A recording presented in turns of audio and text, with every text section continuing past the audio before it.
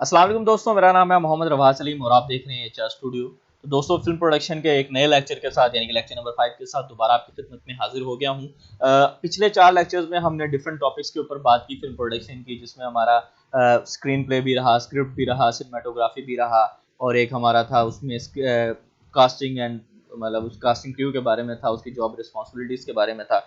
तो आज का हमारा टॉपिक बहुत ज़्यादा इंटरेस्टिंग है। आज के टॉपिक में हम कवर करेंगे types of cameras which is used in film production, यानी कि फिल्म हिस्ट्री में और हॉलीवुड स्पेशली हॉलीवुड की फिल्म इंडस्ट्री में जो वो कैमराज हम डिस्कस करेंगे जो कि बहुत ज़्यादा नुमाया अहमियत के हामिल हैं। और उन कंपनीज को डिस्कस करेंगे। उन चंद एक कंपनीज हैं, 2-3 कंपनीज हैं बड़ी कंपनीज जो कि कैमरा बनाती हैं, एक नुमाया अहमियत की हामिल है फिल्म प्रोडक्शन के लिहाज से, जो कि बहुत ज़्यादा इस्तेमाल होते हैं कैमराज। उनके बारे हम बहुत छोटा सा स्मार्ट सा लेक्चर में लेकर हाजिर हुआ हूँ। उम्मीद करता हूँ आपको पसंद भी आएगा, आप इसको लाइक करेंगे और मजीद आने वाले फ्यूचर में आपके ये बहुत ज़्यादा आपकी हेल्प भी करेगा। तो बढ़ते हैं अपने लेक्चर की तरफ। तो सबसे पहले हमारे पास है एरी कैमराज एंड फिल्म्स, यानी कि एरी एक कंपनी है जो कि कैमरा बनाती है, बेतहाशा कैमरा। आपने इसको जरूर देखा होगा, स्पेशल आपने आप में से बहुत से लोग जो है इसको इस्तेमाल भी कर चुके होंगे। नॉर्मली आप जिस तरह देखते हैं कि छोटी मोटी जो मतलब शॉर्ट फिल्म भी बन जाती हैं, एडवर्टीजमेंट्स भी बन जाती हैं, बेसिकली आजकल जो है वो लोग बना लेते हैं डीएसएलआर पे, सोनी के, कैनन के। लेकिन ये जो कैमराज जिसको मैं डिस्कस करने लगा हूँ आज 2-3 कंपनीज को, उनके कैमराज, उनके मॉडल्स को मैं आपको बताऊंगा तरीके से।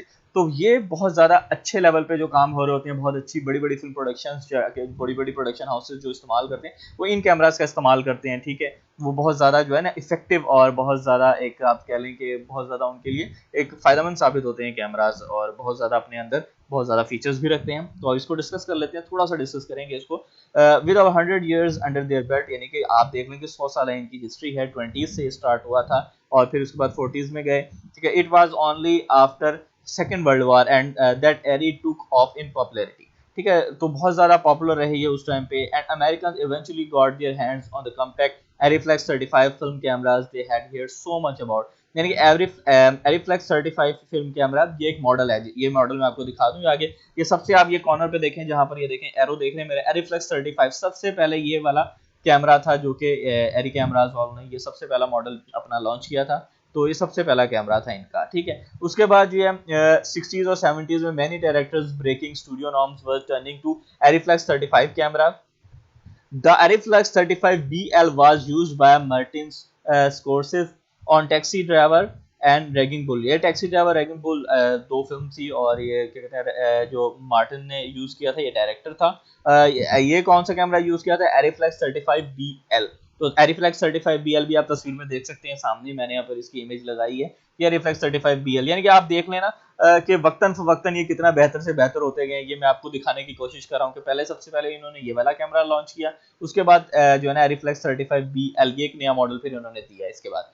ठीक है, अच्छा, इसके बाद जी वो बात कर रहे हैं कि in 90s the Arriflex 435 and 535 model were the next massive camera hits, यानी कि ये बड़े 90s में जाहिर सी बात है जदीद दौर आ गया था और जो आईटी की इंडस्ट्री थी इन्होंने, ठीक है, वो बहुत ज़्यादा तरक्की कर गई थी और लेंसेज बहुत ज़्यादा अच्छे आने लगे थे और जाहिर सी बात है टेक्नोलॉजी ने बहुत ज़्यादा तरक्की कर ली, तो जिसकी वजह से उन्होंने मॉडल भी अपग्रेड किया। उसके बाद 435 और 535 कैमरा जो है ये इन्होंने लॉन्च किया, जिसपे आप ये देख लें, these two cameras went on to capture films like Star Wars, एक बहुत बड़ी मूवी है जिसका एपिसोड नंबर 1 जो है Star Wars का, वो एरीफ्लेक्स 435 और 535 से शूट किया गया। लॉर्ड ऑफ द रिंग्स बहुत बड़ी मूवी, ठीक है ना, the two tower, the fifth element बहुत बड़ी movie, hot fuzz and the avenger बहुत बड़ी मूवी। ये बड़ी बड़ी फिल्में हैं, ठीक है ना, ये इन कैमरा से आप देख लें कि ये शूट होती रही हैं। तो एरीफ्लेक्स, ये एरी कैमरास को आपने कभी नहीं भूलना कि इतना बड़ा, यानी कि इतनी बड़ी कंपनी और इतने अच्छे अच्छे मॉडल्स बनाती है, इनसे इतनी बेतहाशा बड़ी फिल्में जो है साइंस फिक्शन मूवीज और बेतहाशा जो बड़ी फ्रेंचाइजीज हैं इनसे शूट हुई हैं। तो एरीफ्लेक्स 435 और 535 का मैं मॉडल आपको दिखाता चलूं। तो ये है जी मॉडल, ये आप देख सकते हैं, ये एरीफ्लेक्स 435 मॉडल है, ये देख लीजिए। और ये एरीफ्लेक्स 535 मॉडल है, ये देख लीजिए। ठीक है, अच्छा, अब आगे बढ़ते हैं अपने टॉपिक की तरफ। तो by 2000 the Arricam went on to shoot films like Children of Men. ठीक है, ये भी बहुत एक बड़ी मूवी अपने अंदर, बॉलीवुड की बेतहाशा बड़ी मूवियों में से एक बड़ी मूवी है। Munich, Brokeback Mountain, Casino Royale, the Departed and the collection of Harry Potter films. ठीक है, हैरी पॉटर फिल्म की पूरी तकरीबन सीरीज ही वो एरीकैम से शूट की गई है। तो एरीकैम की जो है ना वो कैमरा की शक्ल आप देख सकते हैं, ये एरीकैम है, इससे जो है ना ये सारी फिल्में शूट की गई हैं जिसके बारे में अभी हमने जिक्र किया। That brings us to 2010 when Arri released the first Alexa। Their new digital camera. Alexa उन्होंने 2010 में रिलीज किया, उनका पहला डिजिटल कैमरा था। The Alexa line continues to the industry standard, capturing modern blockbusters like Rogue One, the Revenant Arrival, the Jungle Book, Creed and nearly every film in the Marvel Cinematic Universe. Marvel Cinematic Universe यहाँ पे मैं आपको बताता चलूँ, ये एक franchise थी जहाँ पे ज्यादातर जो है ना आप कह लें साइंस फिक्शन मूवीज वगैरह बनाई जाती थी। तो इस फ्रेंचाइज के अंदर तो ये ज्यादातर मूवीज जो हैं इसकी वो एरी के कैमरा जो अलेक्सा मॉडल था उससे शूट की गई हैं। ये अलेक्सा मॉडल ये देख सकते हैं कितना बेहतरीन और बहुत जदीद है ये उस दौर का जो है।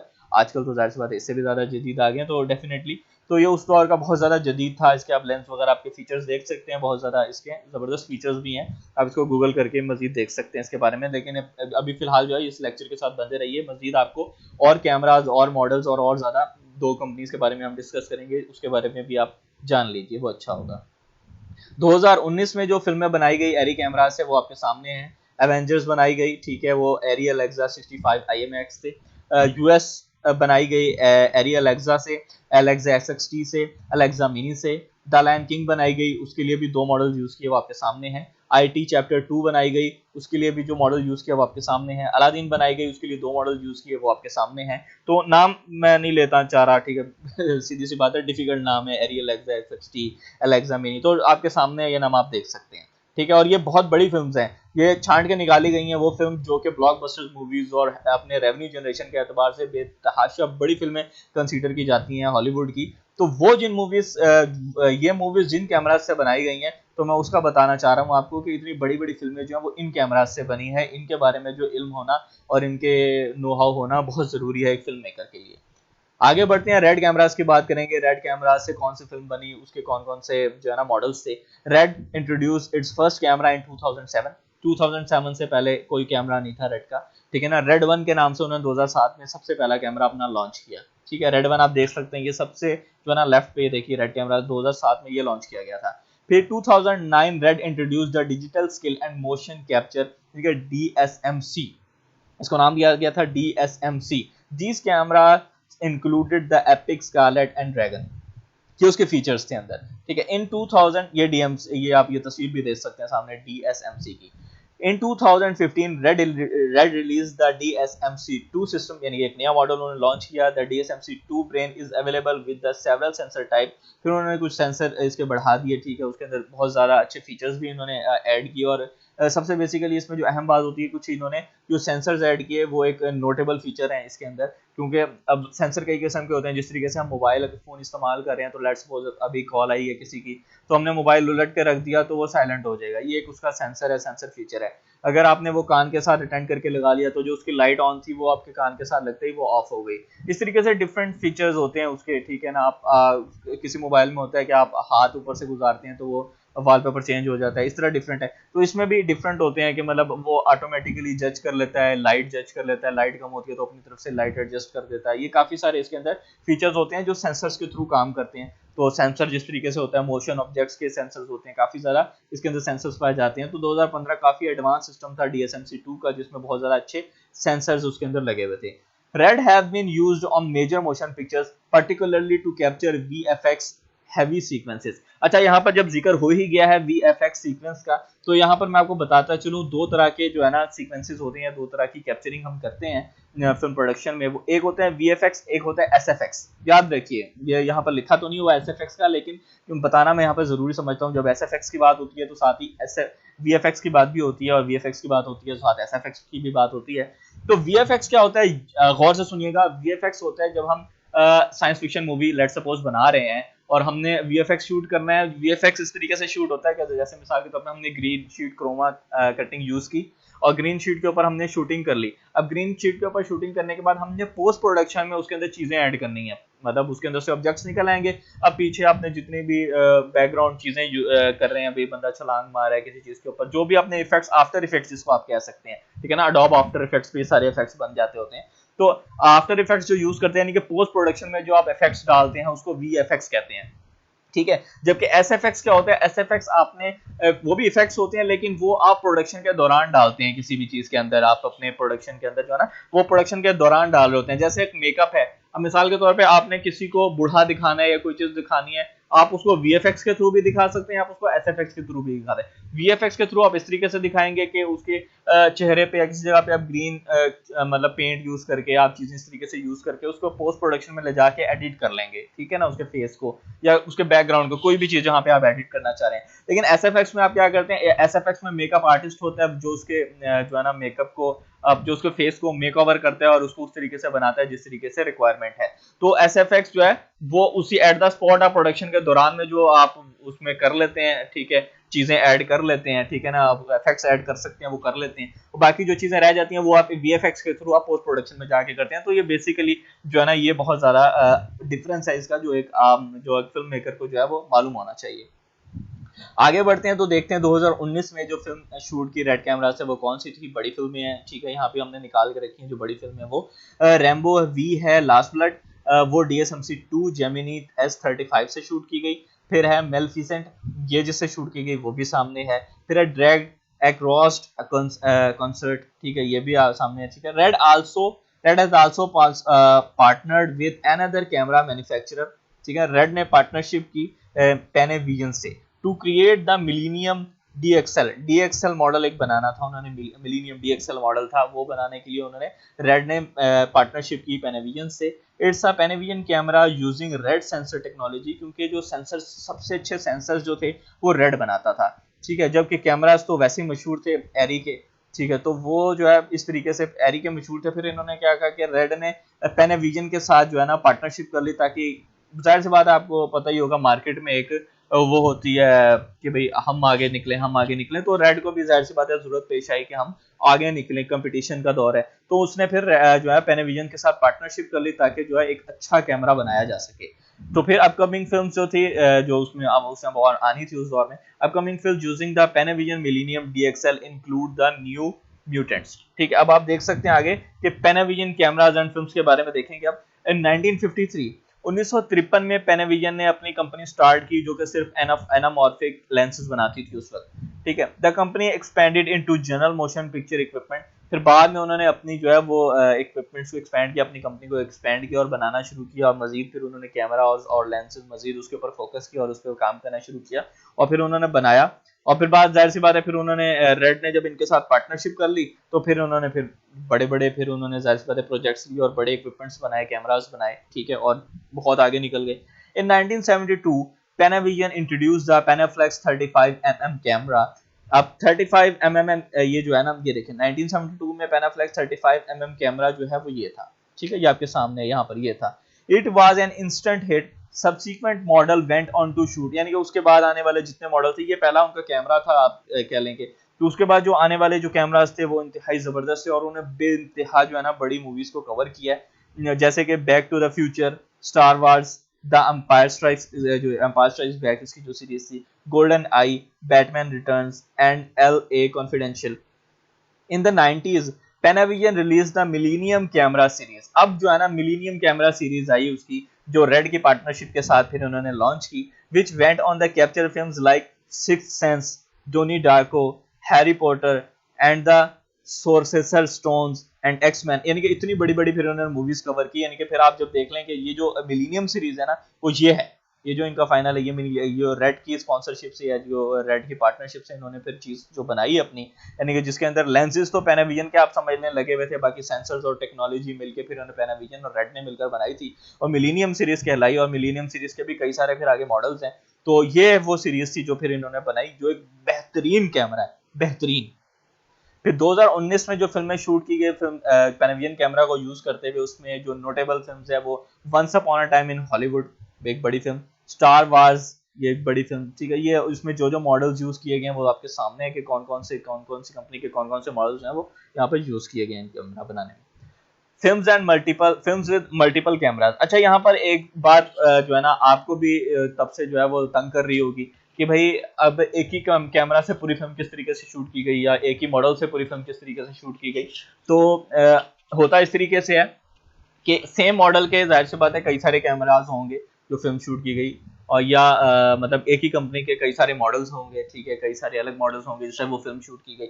लेकिन यहाँ पर एक जो जान लेने वाली बात ये है कि ज़रूरी नहीं है कि एक जो जदीद तरीन कैमरा है जिसके बहुत ज़्यादा फीचर्स हैं, बहुत अच्छी स्पेसिफिकेशंस हैं, उसको यूज करते हुए एक अच्छी फिल्म बनाई जाएगी। ऐसा बिल्कुल नहीं होता। होता इस तरीके से है कि जो सिनेमेटोग्राफर या जो डायरेक्टर है उसको यूज करने में, यानी जो कैमरा ऑपरेटर है उसको यूज करने में आसानी हो, ठीक है, और उसकी जो नीड है, जिस नीड को वो चाह रहा है पूरा करना, उसको वो कैमरा पूरा करता हो, तो वो कैमरा उसके लिए बेस्ट है। जरूरी नहीं है कि बहुत ज्यादा स्पेसिफिकेशन रखने वाला कैमरा ही जो है ना वो एक डायरेक्टर के लिए अच्छा कैमरा साबित होगा, ऐसा हरगिज नहीं होता। उसकी नीड के मुताबिक जो है वो चीज ले लेते हैं। अब एक बंदे को मिसाल के तौर पे एक बंदे का बजट है लेट सपोज 10,000 रुपए, और 10,000 रुपए में एक कैमरा आता है फीचर्ड, सॉरी एक फोन आता है फीचर्ड फोन, ठीक है, जिसमें टेक्स्ट और कॉल होती है और इससे ज्यादा कुछ भी नहीं होता। और एक 10,000 में फोन आता है जिसकी 1 GB रैम है, उसके अंदर कैमरा भी है, उसके अंदर इंटरनेट भी चलता है, उसके अंदर वाईफाई भी है, 4G भी है, एक्सेट्रा एक्सेट्रा, हर फीचर है तकरीबन उसके अंदर। लेकिन वो उसके अंदर एक गलत बात या खराबी ये है कि 1 GB रैम होने की वजह से वो थोड़ा सा हैंग करता है, ठीक है ना। लेकिन एक ऐसा बंदा है जिसकी जरूरत इंटरनेट से नहीं है, उसने कॉल सुननी है और बस कॉल अटेंड करनी है और कॉल करनी है, बहुत ज्यादा हुआ तो टेक्स्ट मैसेजेस करने हैं, तो उसके लिए तो बेहतर है कि वो फीचर फोन ले ले। क्यों उस अपनी जिंदगी अजाब में डालेगा और वो हैंग होगा फोन बार बार। तो कहने छोटी सी एग्जांपल साथ में मैंने आपको दी है जनरली। तो कहने का मकसद है कि जो चीजें जो जरूरियात वो डायरेक्टर की पूरी कर दे कैमरा, वो कैमरा उसके लिए बेस्ट है। When it comes to the production you should always rely on the right camera for the right job. जो आपको जो जो काम आपने लेना है कैमरे से, वो कैमरा अगर आपका वो जॉब पूरा कर देगा अच्छे तरीके से, तो वो कैमरा आपके लिए बेस्ट है। जरूरी नहीं कि बहुत अच्छे स्पेक्स वाला कैमरा आपका वो जरूरत पूरी कराओ, ऐसा नहीं है। अब एक कैमरा है, वो एक मोबाइल फोन है, वो एक इंटरनेट प्रोवाइड कर रहा है लेकिन वो हैंग हो रहा है, तो आपके लिए वो मायने नहीं रखता, क्योंकि आपको इंटरनेट की जरूरत ही नहीं है। आपने कॉल करनी है तो आप वो फोन यूज करें जो हैंग नहीं होता, स्मार्ट है, मतलब फौरन से कॉल मिलाएगा, ये सब चीजें। That means that film can easily combine multiple type of cameras bodies from several manufacturers. This is pretty standard for big budget blockbuster films. आगे बढ़ते हैं। Captain Marvel cameras, eri Alexa 65, Panavision Sparrow 65 lenses, Panavision Millennium DXL, Panavision Sparrow 65 lenses, Red Weapon 8K VV Monstro, Panavision Sparrow 65 lenses. Not uncommon to see multiple cameras used for various aspects of the filmmaking process. You can even go back to the first film in the Marvel Cinematic Universe. Iron Man was captured on the Ariflex 235. Panavision Panaflex Millennium camera and Panavision Panaflex millennium XL camera, ठीक है। तो ये आप देख सकते हैं कि iron man जो है वो इन कैमरा से बनाई गई है। इसमें एरिफ्लेक्स 230, एरिफ्लेक्स यानी कि कहने का मकसद है कि कई सारे मॉडल्स हैं, जो मिलीनियम सीरीज है उसके अंदर कई सारे मॉडल्स हैं जो कि आयरन मैन के प्रोडक्शन में इस्तेमाल हुए हैं। So is there really a best camera out there, मतलब आप इसमें से, अब मैंने इतने सारे कैमराज और इतने सारे कैमराज के आपको मॉडल्स बता दिए हैं, तो सवाल उठता है कि इसमें से सबसे अच्छा कैमरा कौन सा है। या हम मार्केट में जाते हैं, किससे भी दरियाफ्त करते हैं, तो यार सबसे अच्छा मॉडल कौन सा है, तो भाई आप अपनी, अब बताओ कि आपका कंजप्शन क्या है, आपने करना क्या, आपने उस कैमरे से काम क्या लेना है। अब मिसाल के तौर पे अब लेंसेज कई किस्म के होते हैं, लेकिन आपने वाइड एरिया कवर करना है उसके लिए लेंस अलग है, आपने वीडियो बनानी है उसके लिए लेंस अलग है, आपने स्टिल लेना है उसके लिए लेंस अलग है, आपने जो है ना मास्टर शॉट लेना है उसके लिए लेंस अलग है, आपने क्लोजअप लेना है उसके लिए लेंस अलग है। तो कहने का मकसद है कि आप जब आपकी काम की नेचर चेंज होती रहती है तो उस तरह से आपके इक्विपमेंट्स भी चेंज होते रहते हैं। ऐसा नहीं कि जो आप किसी प्रोड्यूसर को या डायरेक्टर को देखें तो वो सिर्फ एक लेंस लेके, एक कैमरा लेके चला जा रहा है। प्रोडक्शन टीम के पास बेतहाशा कैमराज होते हैं, तकरीबन हर मॉडल के कैमरा उन्होंने रखे होते हैं, क्योंकि कहीं भी किसी भी किस्म का शॉट लेना पड़ जाए तो उस तरह का फिर उनको कैमरा चाहिए होता है जो उस जॉब के लिए परफेक्ट हो। तो कहने का मकसद यही है कि every film tends to shoot with what the director and the cinematographer are comfortable with. जिस कैमरा या जिस लेंस से वो कंफर्टेबल है वो उसको यूज करते हैं, वो ये नहीं देखते कि किसके स्पेक्स सबसे ज्यादा है, ऐसा हरगिज नहीं होता। It's all about the right camera for the right job.